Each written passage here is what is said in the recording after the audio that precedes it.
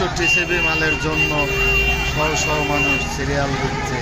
দেখেন কি অবস্থা, ট্রাক দৌড়াচ্ছে আর পিছে পিছে সবাই দৌড়াচ্ছে।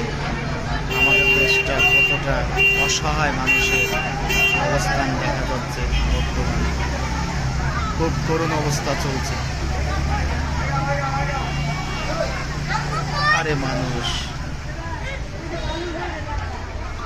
টিসিবির পণ্যের জন্য মানুষের সিরিয়াল, যেখানে ট্রাকটি যাচ্ছে তার পিছে পিছে শহ শহ মানুষ দৌড়াচ্ছে।